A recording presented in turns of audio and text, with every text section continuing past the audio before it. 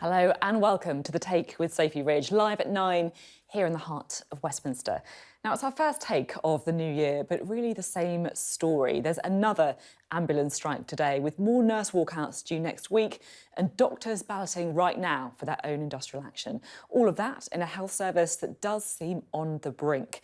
Meanwhile, one rail union boss put the chances of a deal that would call their strike action off at zero. So we'll be talking to one man at the centre of the dispute, the Transport Secretary. Plus, we'll have an exclusive interview with the head of the Nurses' Union and takes from all sides over the next 60 minutes. His response to the greatest crisis in the history of the NHS is to threaten to sack our nurses. Well, Keir Starmer pretty clear there who he blames for the strikes in the NHS. But Rishi Sunak said they were a risk to the public. What's terrifying is that right now, people not knowing whether when they call 999, they will get the treatment that they need. Meanwhile, the Scottish National Party wanted to focus on the special investigation by Sky News into money in Westminster and called for reform of the system. Today, let's reflect upon numbers, and in particular, those numbers which were shone a light on by Sam Coates of Sky. Well, we'll bring you that call for change and the latest of our special reports from the Westminster accounts. And we're going to be focusing on the NHS with our viewers panel as we try and find out more about the state of the health service across the UK. You can see them all there. We'll be talking to them a little bit later for their takes. Plus, we'll have exactly the interviews that you need to hear this evening with the Transport Secretary, Mark Harper. The General Secretary of the Royal College of Nursing, Cullen, will be here with us, and the Shadow Transport Secretary too, Louise Haigh, plus much more besides on The Take.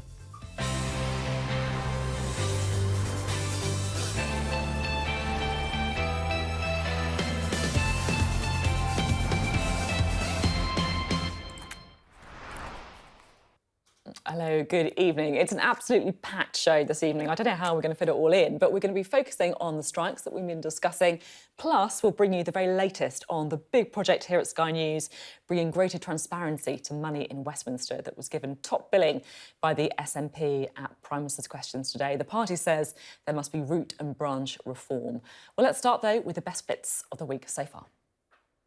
Sky News and Tortoise Media have launched the Westminster Accounts, which is a major project designed to shine a light on how money flows into politics. Over £17 million.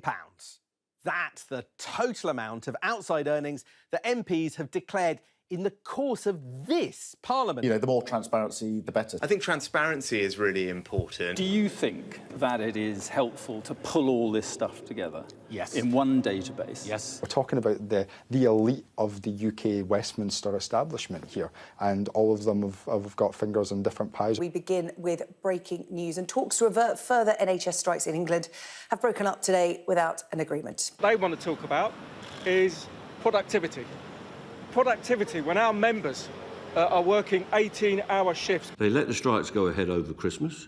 They didn't lift a telephone or lift a finger to get them off. Now, the government has formally tabled its anti-strike laws in Parliament. We'll, in the end, cover 6 sectors, but it will be focused mainly on blue lights, as they call it. The ambulance strike plan for tomorrow still do not have minimum safety levels in place, and this cannot continue. Prime Minister. All we're saying is that in these emergency services, patients should be able to rely on a basic level of life-saving care. There's not a minimum level of service any day because they've broken the NHS. We can see there the debate dominated by the NHS strikes, but lots on the rail strikes as well, because, of course, those union bosses giving evidence today. And a little earlier, I spoke to the Transport Secretary, Mark Harper. I just want to start with the Sky News Tortoise investigation, Westminster accounts into money in Westminster. Now, the SNP are calling for root and branch reform. Do you think the system needs it? No, look, I think the thing that's come out of that to me is that all of this money that people get is declared, and it's all publicly available for people to see, and then members of Parliament have to account for, you know, where they take donations, where they earn income from outside. Then they have to, it's all publicly available. They have to be able to be transparent about, you know, what they've taken, what they've been doing for it. And that's how it works. And ultimately, in our system, if voters don't like it, they can boot them out and get a new member of parliament. I guess, like, where everyone agrees is the need for transparency, and that more transparency has got to be a good thing. One proposal that, for example, Eric Pickles, the Conservative peer chair of the sort of watchdog on second jobs, has suggested is that every donation should perhaps be registered under someone's actual name, rather than a company that people may or may not know who's behind it. I mean, is that the kind of thing that could be looked into? Well, look, I'm very happy if people want to look at some of the detail. I mean, I think it is important that people know if MPs do some outside work and that doesn't get in the way of doing their job as an MP. I think it's important that MPs know what their primary job is, which is to represent their constituents. But if they do something else, as long as people are clear about who's paying for it, and what work they're doing, and we've obviously tightened the rules up. Have been tightened up on that over recent years, then I think that's absolutely fine. And ultimately, it's for MPs' constituents to look at the job they do, look at the information that's declared and make a decision at election time about whether they want to keep them. And I guess the more information, the better. Yeah, absolutely, yeah. No, so, I mean, I think if we look at proposals like that, those are ultimately for Parliament rather than for government. But, I think if people want to look at those and bring proposals forward, then obviously people will look at them in an appropriate way. Let's talk strikes. Transport Secretary, of course, you've had a busy few months, shall we say. Now, Mick Whelan, the General Secretary of the ASLEF Train Drivers Union, today said that the possibility of a deal that would, of course, avert strike action in the future was zero. What would you put it at? Well, look, I'm not going to put a number on it, but I thought it was You wouldn't put zero, Well, though. I thought it was a bit unfair because since I met Mick Whelan, I mean, he made a perfectly reasonable point when I met him, which is that his union hadn't been given an offer yet, and obviously you're not in a position to talk about it. So, I mean, actually, things have actually moved on. He's had an offer. He's in a position now where his union can sit down with the Rail Delivery Group, which represents train operating companies, and talk through reform, talk through the money, and there's at least the basis for a conversation there. So, what I've tried to do since I got this job was I met the unions, I've tried to change the tone of the conversation so that we're coming across as more reasonable, and I made sure that improved, reasonable offers were made to the trade unions on behalf of their workforce. And, we've made some progress on Network Rail. The TSSA, their leader, was one of those giving evidence at the Select Committee today, and Unite have settled with Network Rail, so we've made some progress. The thing is, though, you mentioned the TSSA there. I mean, what the RMT would say to that is that they didn't have the same issue when it comes to job losses and changes to their working conditions, so it was easier for them to strike a deal. Well, look, these are the sorts of things that have to be thrashed out. But part of the offer that have been made is partly on pay, partly on conditions, but also there have been some guarantees now about no compulsory redundancies for a period. But it's for the unions now to talk to the employers and thrash out the detail. And I accept those details are important, but they've now got the space to do that. I get that you were trying to change the tone to come across as reasonable, as non-confrontational, but just a couple of things to pick up on in what you're saying. You say you want the unions to be neutral. Do you think that they are not being neutral then? No. All I meant was this technical term. It's just the RMT, when they put the first deal to their members, they recommended their members reject it. So all we're trying to get to, we're realistic to think they probably won't go as far as necessarily recommending it, but we at least want them to put it to their members and say, look, here's a deal. You decide what to do. We're not going to tell you what to do, and let their members make a decision based on all the facts. At the beginning, you said that you thought Mick Whelan had been unfair in putting the chances of a deal at zero. Do you frankly think that some of the union leaders are acting in good faith? Are they playing to the cameras a bit, do you think? No, look, I think it's not helpful if either they or I personalise it. I want to focus on the substance. And the reason why I said I thought he was being a bit unfair was just because things have moved on. An offer has now been made. So that he may not like the offer and he may want it to be more or whatever, but an offer has been made. So we have made some progress. There's something now for his union to debate and talk about with the train operating company. So I think we need to make some progress. I asked you a question about good faith because it feels to me like the union leaders are saying that you are not acting in good faith. I just want to have a look at what Mick Lynch at the RMT said at the committee today. He suggested you deliberately let the strikes go ahead over Christmas. He said they let the strikes go ahead over Christmas. They didn't lift the telephone or lift a finger to get them off. He's implying, isn't he, that you deliberately let the strikes go ahead over Christmas to try and turn public opinion against industrial action? No, not at all. Look, I was very clear, because I was interviewed by a number of media organisations before Christmas, and I was very clear. I'd facilitated offers to go to the trade unions. I wanted them to sit down with the employers, talk through those details, look at the reform package and try and get to a solution and not have the strikes. Those strikes were not just damaging for, the workers that lost income, but they were enormously inconvenient for, not just for people going to work and important appointments, but the hospitality sector, for example, reckon that it cost them about £2.5 billion in lost revenue. So if I could have avoided the strikes happening, I would have if I could have done some more to do that, I would have done so. But I did what I could do, which is to make sure that we had some offers on the table for the unions and the employers to talk about them. And I'm pleased that that's what they're now doing. And I hope that we can make some progress. There's another thing that I struggle to get my head around, frankly, right. Is it right that the Department for Transport still pays out money to the train operating companies during strike action? So even if there's no service, they still get money from the taxpayer? Well, look, the way it works post-COVID is that effectively, we don't have the franchising model anymore. We have a system where the railway companies are paid, by my department to operate the service that exists. Because the question is, if that is the case, then they haven't really got any incentive to reach a deal, have they? They're going to get their money, whatever happens. Doesn't matter to them if there's strikes or not. Well, they get paid to run the service, but they do want to solve these problems, and ultimately, I want to solve these problems because, your viewers may not realise this, but, since COVID, the taxpayer has put a fortune into the railways. That's my point. The taxpayer is still putting fortune into the money, into the railways, even if there's no trains. Yes, no, absolutely, and it's so why don't you stop that? But it's one of the reasons, though, why we need to settle these disputes. But we have to settle them in a way that's fair, both to the passenger, who is interested in how much their fares are and whether their trains are reliable, but also the taxpayer. There isn't a bottomless pit of taxpayers' money. I'm keen to talk to you a bit about the NHS as well, because obviously the transport is not the only sector where strikes are going ahead. We've seen lots of strikes in the NHS as well, nurses, ambulance workers as well. We'll be talking to Pat Cullen of the Royal College of Nursing after this interview. What's your message to her? Well, look, I think two things, I think. First of all, in the NHS, we have a way of dealing with pay, which is through these independent pay review bodies.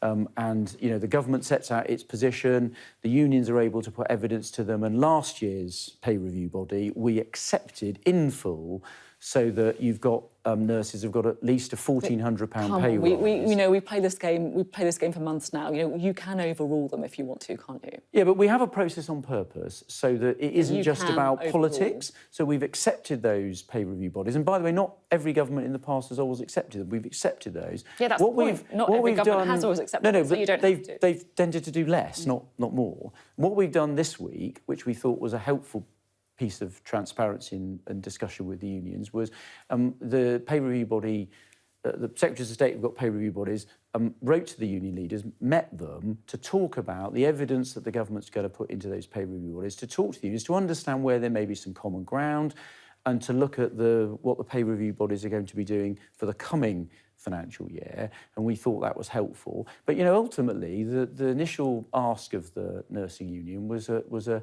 pay rise of RPI plus 5%. That was close on 19%. They rode back on that. Yeah, but coming up with a very large number and then saying you'll meet someone halfway for something that's still an inflation-busting pay rise, it isn't affordable for the taxpayer. Well, they're saying that around 10%, which is around inflation. Yeah, but it's not affordable for the taxpayer. It's not inflation-busting, is it? It's way more, by the way, than is the average in the private sector, which is more in the 4 or 5% space. So, we've got to be fair to public service workers. We value nurses, which is why we gave them a pay rise when there was a freeze in the public sector. But it's also got to be fair for the people that are paying their taxes in the private sector who are getting much smaller rises. I have to ask you, we're seeing multiple strikes across different sectors. Almost every week there's a new strike. This is a government or a prime minister that is trying to model itself as, is all about competence. Yep. And if you can't get a grip on these strikes, you're failing to avert them. Isn't that the definition of incompetence? No, not at all. Look, what we're trying to do, and the Prime Minister set out his priorities last week, is about trying to halve inflation this year. Now, that doesn't happen magically by itself. It happens if you take sensible policy decisions. So, look, the reason why there are more strikes is very straightforward. Inflation has been high, not entirely, but largely driven by Putin's war in Ukraine, which has driven up energy prices and food prices. That's had a knock-on effect. So I completely understand why people are feeling under pressure. But the problem is if the government then just embeds those higher pay rises in the system, we're not going to halve inflation this year. And if we're still here next year with high inflation, we haven't helped anybody. If people are struggling to heat their family. If people are struggling to heat their homes, feed their families, you hear stories about nurses going to food banks. They're not going to be thinking about embedding, pay rises. Well, look, that's why we wanted to make fair pay rises, which is why we've accepted in full the pay review body recommendations. We've done that. That's also why that we've got a package of support for people to help them with high energy prices. So we accept that people need help, but you've got to balance it. And ultimately, we want to get to the position where we've halved inflation, we've driven it down, growing the economy, and then people will actually be and feel better off. And I think that's where we want to get to at the end of this year. Just finally, because we are out of time, Rishi Sunak confirmed that he has used private healthcare in the past. He won't give us a time period, so we don't know if it was 10 years ago or 10 days ago. Should we care? Well, I think the most important thing is whether he's doing the right thing for the NHS. And he comes from an NHS family. His dad was a GP, his mum was a pharmacist. And I judge him by what he does. And he's put the autumn statement, when we had tough decisions to take, we put a significant amount of extra resources into health and social care to deliver on the ground. I guess that's maybe where some people's concern is, though. Will he do the right thing by the NHS if, we've seen these huge waiting times for ambulances, for A&E, for operations, for GP appointments. People may not trust that he's going to do the right thing if he doesn't understand what it's like for most people. Well, look, I think he does, and that's why if you look at his priorities he set out last week, one of them was about those waits for elective operations, the operations that are planned, which is why we've almost got rid of anybody who's waiting for 2 years in that post-pandemic backlog.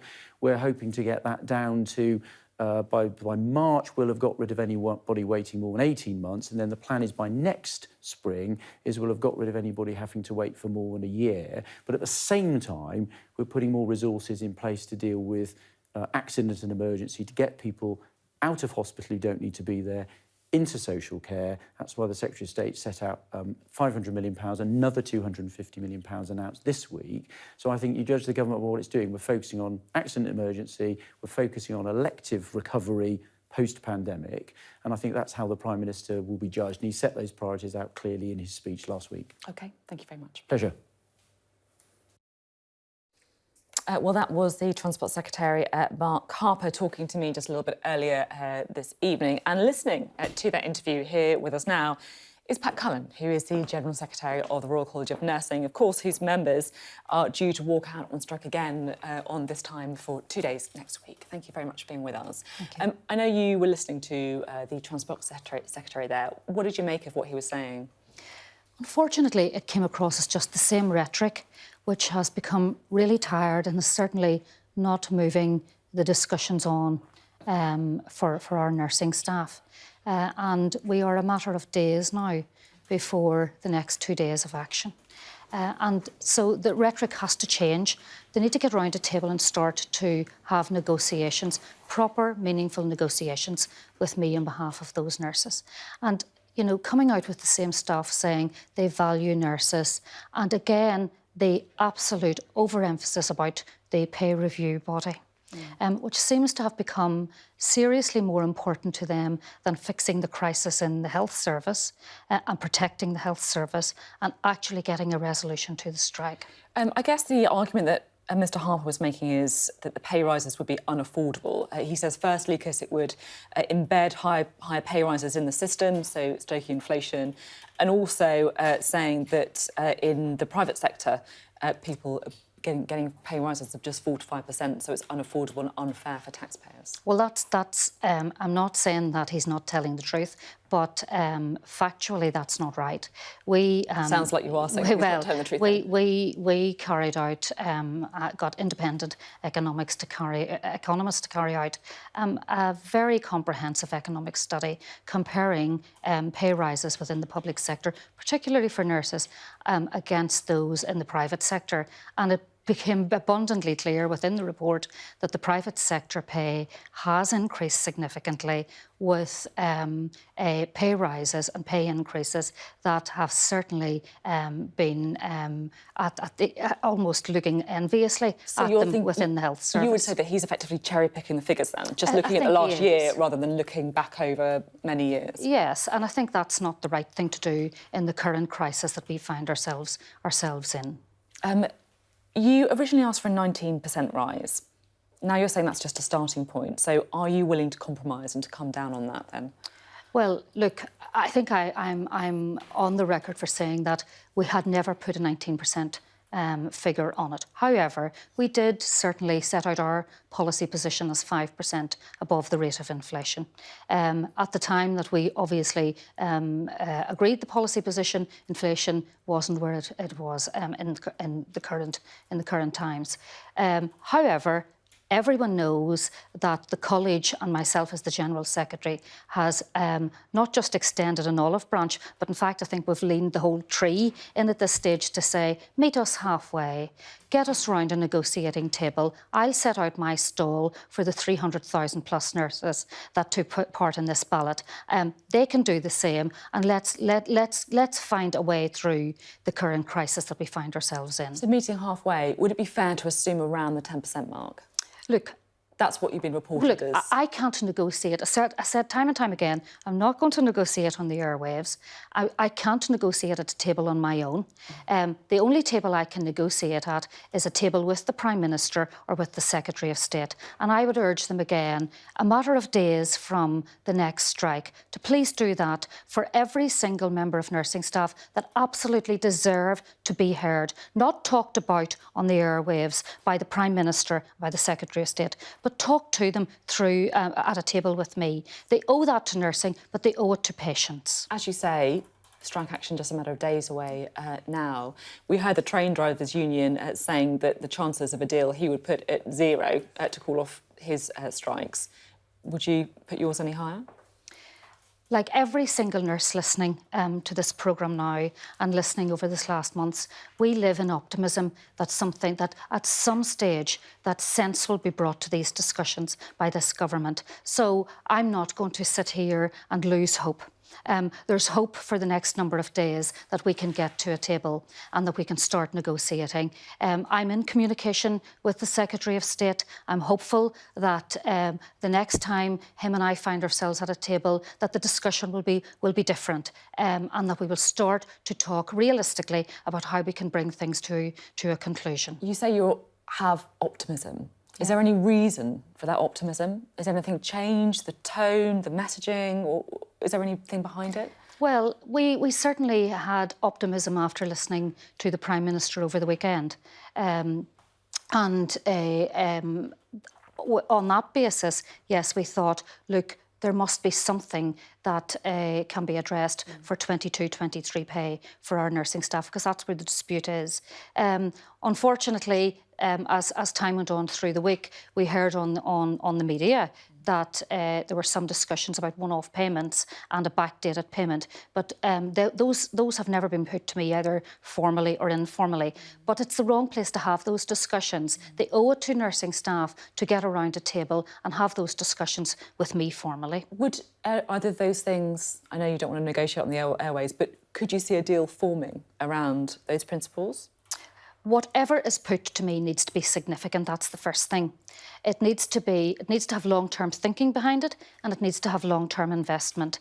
And one-off, ill-thought-through payoffs isn't going to do this. But look, let's get to a negotiating table and let's start to really fundamentally talk about what will resolve the strike for our nursing staff. So it sounds like a one-off payment wouldn't cut it, but how about looking at the next pay review 2023 onwards? Let's get to a table and let's have a conversation. Understood. How long could the strikes last for? Until we get a resolution for our nursing staff that so deserve it. Every single member of our nursing profession deserves more. They deserve better, and they don't deserve to be treated like this by this government. They are saying clearly to me on a daily basis that this government has turned their back on them. A profession that carried us through the pandemic and long before it. The nursing profession is in crisis as a consequence of how they've been treated. We have long waiting lists. The health service, it's well documented, is in crisis. The only way to resolve the crisis in the health service is to actually retain and recruit our brilliant nurses that we have got, keep them and recruit more in. And that can only be done by this government sitting down and talking to me. But you're saying that you'll keep going with strike action until you get what you want? I believe our nursing staff will.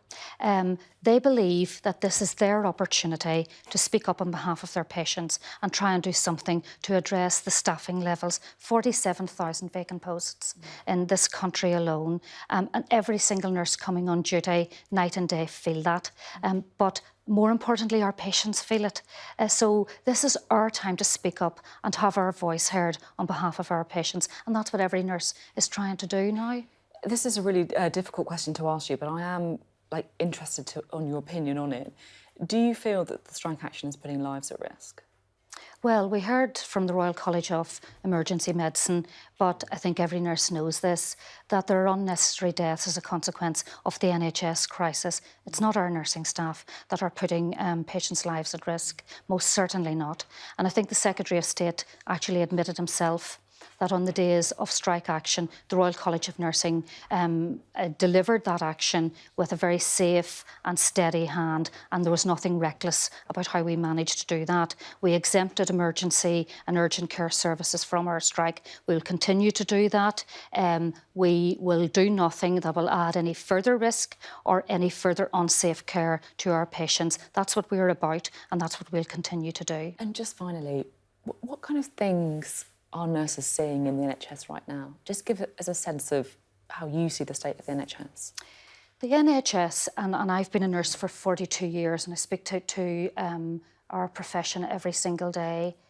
They would say that it was difficult difficult being a word that I'm using lightly during the pandemic, but it's nothing like it is now. It's worse. It's absolutely worse now. Worse than during the pandemic. They are working in an incredibly fragile, critical state every single day with a very depleted workforce, but they themselves are emotionally, psychologically and physically depleted, having gone through 2 years of the pandemic. They are working excessive hours, very, very long hours, in very unsafe conditions. Unsafe, so people are dying unnecessarily, is what you're saying? Well, we've heard from the Royal College of Emergency Medicine that people are dying unnecessarily. That's not the way we want our patients to be treated. It's not how the people of this country should be treated. And we ought to be doing better. We ought to be doing delivering a health service that actually is the envy of the world. But unfortunately, I believe this government has not just let patients down and our profession down, but actually they're letting the NHS down. Okay. Thank you very much indeed. Good to talk to you today. Pat Cullen there of the Royal College of Nurses. Always good to have you here. Well, a little later we will get Labour's take, but first let's get the thoughts of our chief political correspondent, Jon Craig, shall we? It's interesting, isn't it? You know, the interview there with Pat Cullen and other interviews that we've done in the past few weeks with NHS leaders. It does feel, doesn't it, like there is a real concern about the state of the NHS. What's your reaction to the interviews that we've heard so far? Well, first of all, Mr Harper was talking about a change of tone since he became Secretary of State for Transport. And then minutes later, Pat Cullen says, same old rhetoric. So the change of tone has made no difference. Now, just on Mr Harper, first of all, I thought you had him on rather dodgy ground when you challenged him on the fact that these train operating companies are still getting these subsidies from the government, despite the fact they're not running trains. His message clearly was that he wanted the unions to put he used the word neutral a couple of times, to put the various offers to the members rather than recommend that they reject them. He really, and then when you moved on to the NHS, well, he started trotting out the Prime Minister's 5 pledges. He mentioned halving inflation a couple of times, and then he mentioned falling waiting lists, which are the Prime Minister, two of the Prime Minister's 5 pledges. So obviously we know he was very much a Sunak supporter during the summer. But as I say, different tone perhaps, but same old message, it looks like. And what was really interesting from Pat Cullen was that she absolutely appeared to rule out this idea of a £1,000 bonus or whatever the figure is. She said, no, that's no good. I mean, the Labour Party would call that sticking plaster. That's a phrase we've heard from them a few times this week, from Keir Starmer and Wes Streeting. My understanding is that was a suggestion, I think, was put to Steve Barclay by one of the other unions. It might have been Unison, I'm not entirely sure. But it looks as though that's a non-starter. And it looks also, from what we hear, it looks as though that the Prime Minister and the Chancellor have ruled that anyway. So here we are, in the second week of January, and we haven't really moved on since before Christmas. Yeah, it does really feel, doesn't it? Like having the two interviews back-to-back, just how far apart the sides are as well. It's always nice, while we have you, Jon, to kind of like pick out some of the moments of the week. And there was a photograph, isn't it, that we thought that we would show. I mean, it's absolutely incredible. So here's the first photograph. You can see there, Boris Johnson, pride of place. Let's have a quick look at the second one.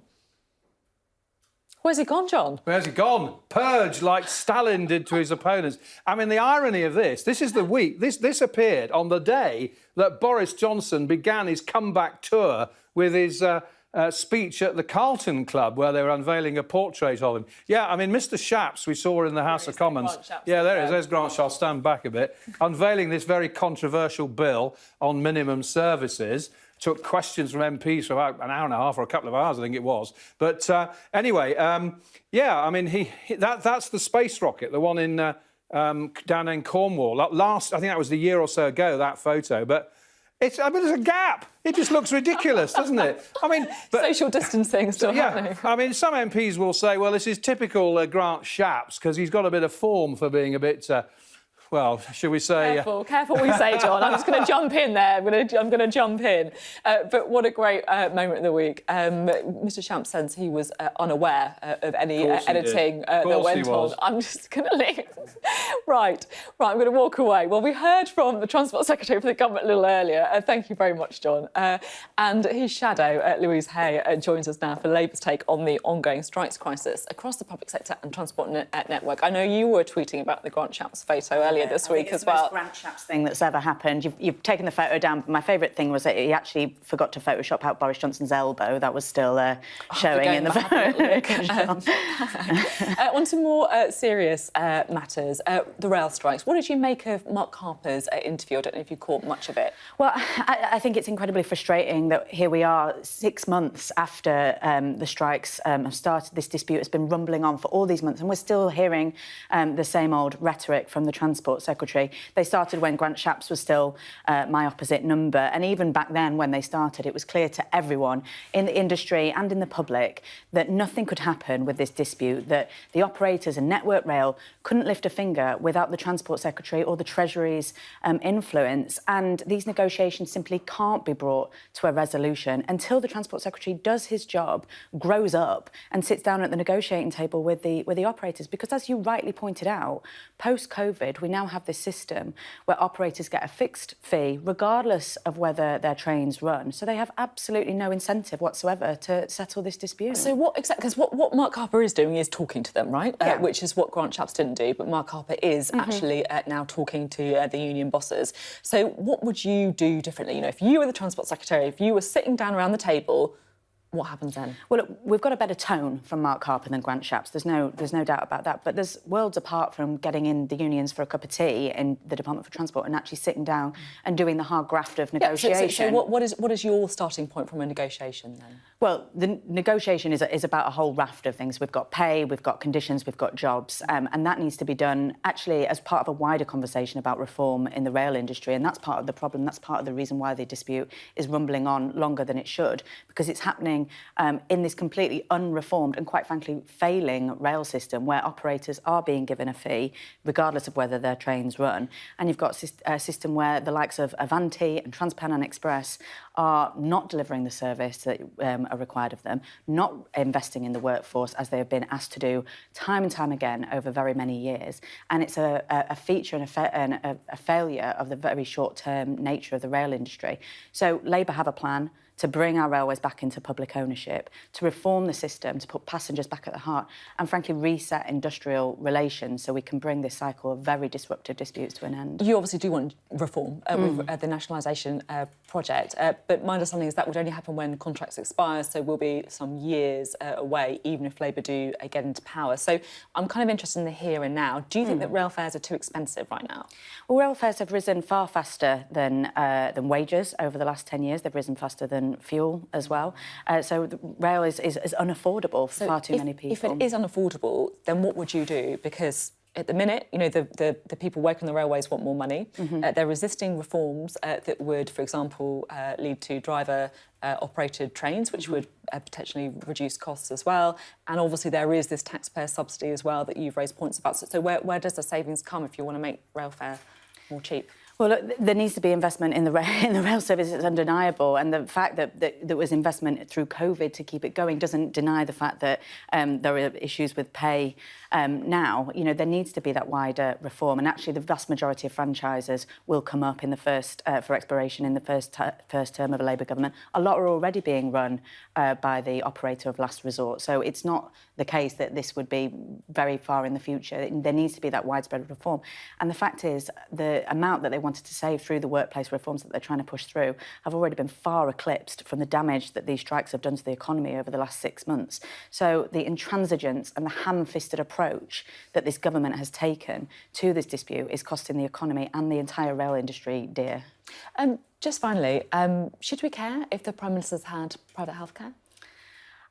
I mean, we want the Prime Minister to be honest about it, which he failed to be at the weekend and only just corrected today. But I think what it gets to the heart of is because the NHS is in such crisis, because we have record waiting lists with over 7 million people waiting for healthcare, it has effectively created a two-tier health system, which means that a lot of people aren't able to access healthcare, aren't able to access a GP appointment and can't get into A&E. And it does mean that the well-off can afford private healthcare.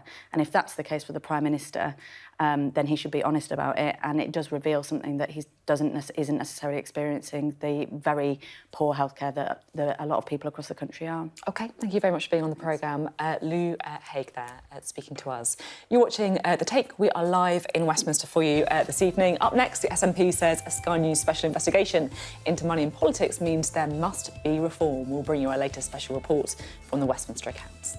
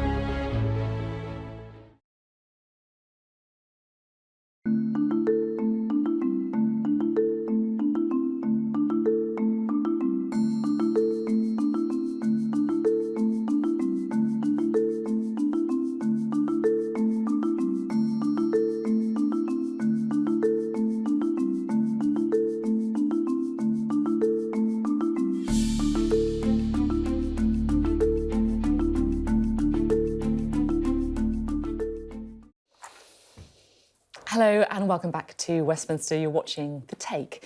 Now, the Scottish National Party is calling for a complete overhaul of MPs' outside earnings and donations. That's after a Sky News investigation shone a light on money in Westminster. Our Deputy Political Editor, Sam Coates, spoke to the party's Westminster leader, Stephen Flynn. If we have, for instance, or for example, an MP who is receiving money from an organisation and someone cannot immediately determine who has donated that money to that organisation, that has got to ring alarm bells for everyone. Alarm bells for what is the motives for that person wanting to, or that organisation wanting to give money to the MP. What is the quid pro quo for doing so? Because money isn't just given freely, let's not be daft here. And ultimately what we need to see in respect of that is a complete overhaul of it. That shouldn't be allowed to happen. Stephen Flynn, pretty clear there. And the chair of one of Westminster's ethics watchdogs has told Sky News that the ability of lobbying firms to influence MPs through informal groups in Parliament could be, in his words, the next big scandal in politics. Now, all-party parliamentary groups, or APPGs, very snappy, are groups of MPs and peers who share an interest. The Westminster Accounts project from Sky News and Tortoise Media has revealed that APPGs have received over £20 million worth of funding from external organisations just since the last election. Now, the funding is legal as long as it's declared and there is no undue political lobbying attached. Our Deputy Political Editor, Sam Coates, has this exclusive report. Qatar, welcoming the world. But long before the fans arrived, came the MPs. Dozens visited the country before the World Cup, and Sky News' Westminster Accounts project can reveal the Qatari government spent over £240,000 in hosting them. MPs insist their visits were purely educational, but this part of a system that, some say, is all about persuasion. All-party parliamentary groups, where MPs from all sides can come together around shared interests and issues. They do research, make visits and publish reports. Loosely regulated, they have no official status in Parliament, but they're a big part of the Westminster system, and what they say carries weight. MPs are calling for a review of the use of so-called smart motorways. He now says he'll be starting a new group of MPs to push that further. Sort out our drugs laws. British parliamentarians are worried the Saudi package won't meet UK travel regulations. MPs want the manufacturer to make amends. Vigorous pressure being exerted on companies who frankly have got away with murder. Huge influence in the public debate, but what happens behind closed doors? Whether you're lobbying for a bank, a religion or a nation state, APPGs might not be well known, but they are big business. £20 million has been funnelled into them over the course of this Parliament alone. Most of that goes on paying for organisers, reports, research, events and trips. And there are plenty of these APPGs to put money into. 753 active groups. That's more of them than there are sitting members of Parliament. And these are the ones that are getting the most money. So many different subjects covered here in just the top 5. Banking, Christianity, levelling up, tech and artificial intelligence. There's an APPG for every sector and every cause.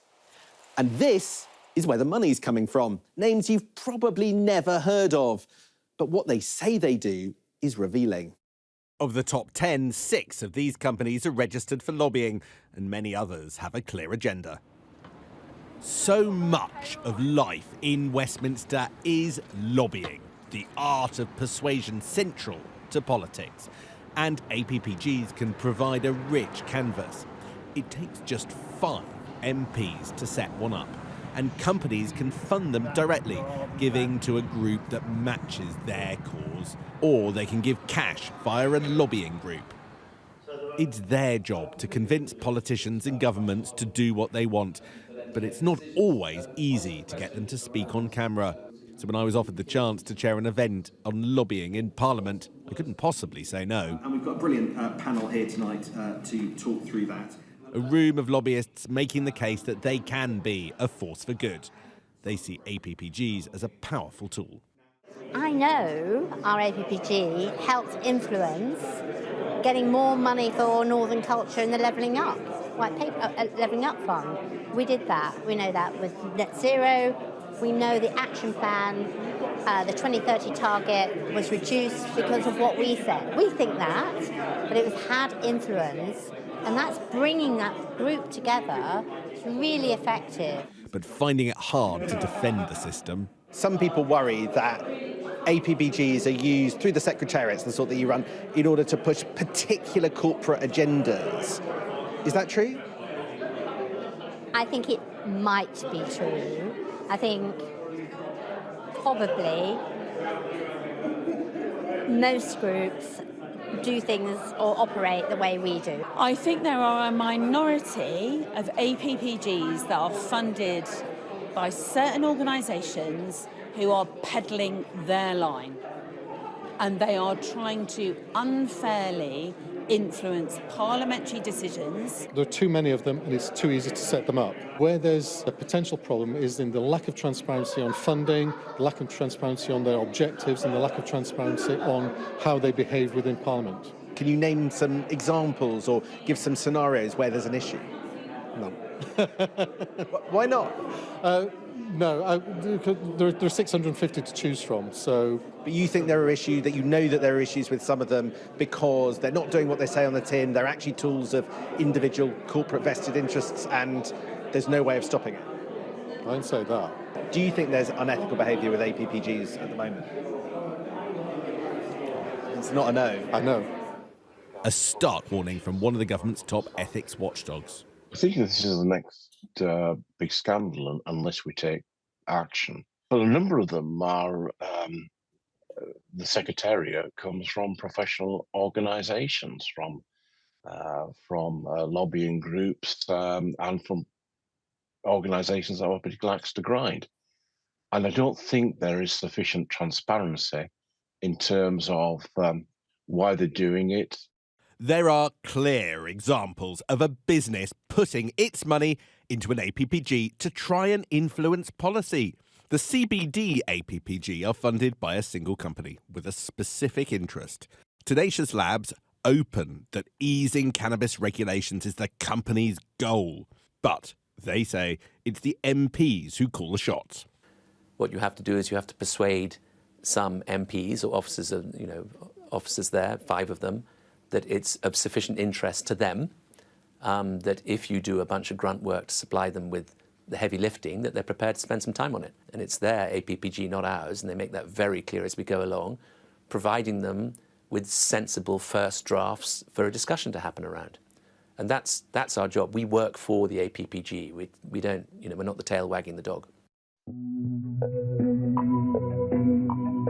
Millions of pounds going into a largely unregulated part of the political system. Many all-party groups work to inform and educate, but even those who work at the heart of them admit they could be open to abuse. The Westminster accounts makes it easier to follow the money. Just one of the Sam Coates reports there from the Westminster Accounts project, where the SNP calling for reform. We will wait and see if that happens. Now, of course, the state of the NHS and strikes across the public sector have been a really big issue for us on the programme today. So let's speak to our viewers panel, shall we? Because I'm actually very interested to hear about what people's experience of the health services. We often hear the worst case stories, don't we? But let's find out what people are experiencing themselves. Let's go to Stella first, shall we? Stella, I understand you had physio on the NHS recently. How was the service?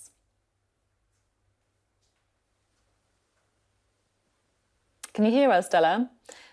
Stella, if you can hear me, I'm just asking you about how your recent experience of the NHS was. I think we're struggling there. Let's go to Izar instead. Let's go to Izar. We'll try and get back to Stella recently. Izar, now, I know that you were telling our producer, Jared, that some of your friends work as junior doctors on the NHS. What kind of thing are they telling you about? Yeah, I think the situation with the NHS is a really extreme situation. I think some of the estimates, even 300 to 100 people are dying today just because of the end. I think one that my friend said considered going time to part instead locum, because that more control over their time, kind of symptomatic system that. So I'm just going to jump in because I caught a bit of that, but I'll be honest, the sound was dropping in and out a little bit for us. But interesting to hear what we did catch anyway. Right, let's go to Mike, shall we? Let's hope, fingers crossed, that we're going to get like a little bit better as the panel goes on. Always some technical gremlins around, but we'll just ride with it. This is what the take's all about. It's fine. Mike, you used the NHS on Christmas Eve, I believe, didn't you? Always a busy time for the NHS. What was your experience like? In most ways, it was quite a long wait total from the time we contacted to the time I actually scanned to diagnose what was going on. But I have to say, all through, I'm so sorry. I'm not sure what is going on this evening. For some reason, the news gods perhaps don't want us to talk about the NHS. But apologies. Let's just try one more person. You never know. We're going to get there. We're just going to go with it. Let's just see. Hannah, hopefully, fingers crossed, please. Your experience of the NHS. Let's hope we can hear you this time. My experience of the NHS has for the most part been very good. If we're going to at strike, I'd like to say the independent they may have set their recommendations in full, but they have not brought up with the independent peer review, which was essentially they were. You know what? It's. I think this is unfortunately. It's not happening for us this evening. I just want to say sorry to all of you. I don't know what is going on here, but something tells me that 4 out of 6 of you being unable to talk to us clearly, perhaps there is an issue that we need to look at. Thank you very much for showing up, giving your opinions, as what we heard of them anyway, on the NHS. Thank you, and apologies for that. Apologies to the viewers as well. Not quite going to plan, but hey, don't worry, we've got more Jon Craig, which is always a treat for us. So let's just hear a bit more from Jon, shall we? Well, we heard there, didn't we? Or we didn't hear, I should rather say, about our viewers' panel's experience of the NHS. I have to say, Jon, the more I talk to people in the NHS, whether it is, the Society of Acute Medicine, whether it's Pat Cullen tonight, they're all saying the same thing, which is this is even worse than the peak of the COVID pandemic. And one of the problems, in fact, Mr Barclay, the Health Secretary, acknowledged this, is the strain on hospitals and A&E departments is the fact that people can't get to see a GP. Now, I don't know if you've rung a GP surgery recently, but my wife rings the GP. Who was it? It was Keir Starmer at Prime Minister's Questions, I think, talked about Mr Sunak trying to ring at 8 a.m. My wife does it. And you hear on the phone you are number 30-something in the queue or something. There was a story a few days ago about a GP who was working from home in Cornwall, and her practice, I think, was in London, but she obviously had a holiday home. I mean, I think one of the things the government's got to get a grip on is the GP service, which seems to have collapsed, putting strain on A&E departments. Now, the government continues to blame the pandemic. Obviously, there's a backlog because of that. But it has. I mean, there's some horror stories. I mean, we hear MPs in the House of Commons. Angela Rayner raised one yesterday, I think, about one of her constituents. And we hear every day almost some poor person who's died because they've had to wait so long. And but now, I suppose what was quite depressing tonight was the fact that Pat Cullen completely rejected the idea of what some people are calling a compromise to try and sort out the nurses' dispute, when she said, no, a one-off payment's no good. So another interesting moment in the Commons this week that really caught my ear was that when it was Mr Barclay and was up against Wes Streeting for Labour.